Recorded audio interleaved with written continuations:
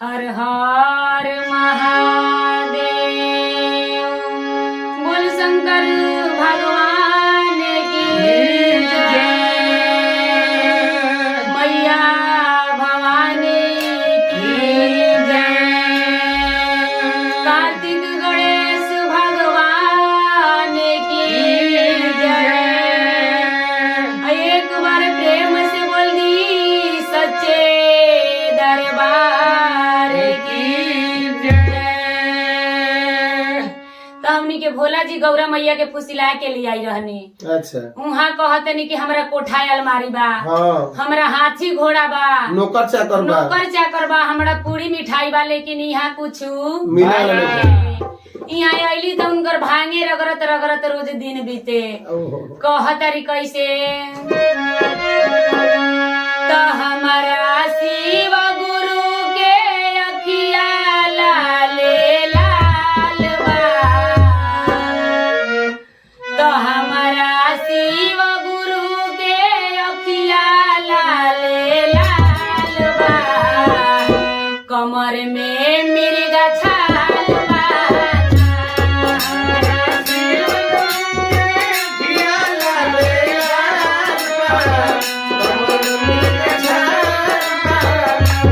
हमारा शिव गुरु के अखिया लाले लाल बा।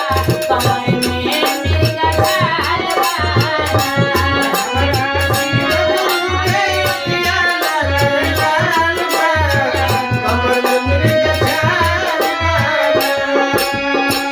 निहोरा करतै भगवान से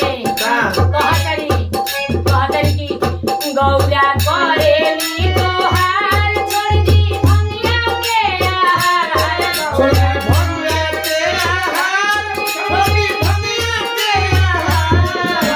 करेली तोहार छोड़ दी भंगिया के आहार।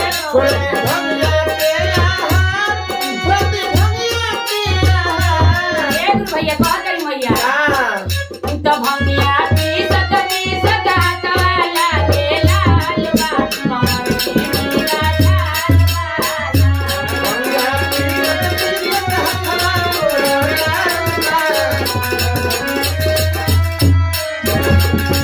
भंगवा पीसत पीसत हाथवा लागे लाल बा।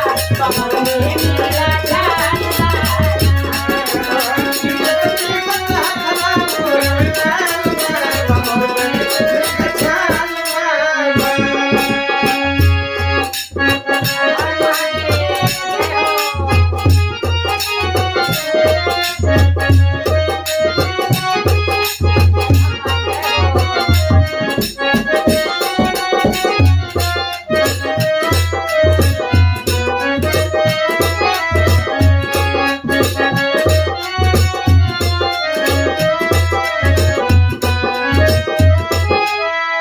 भगवान से बेरी बेरी निहोरा करतरी गौरा मैया।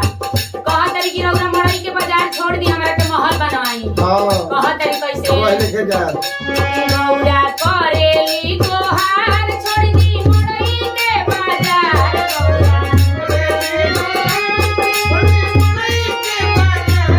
गौरा करेली तोहार छोड़ दी मड़ई के बाजार।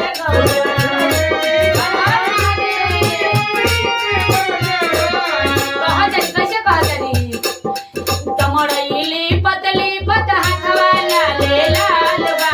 कमर में मिर्गा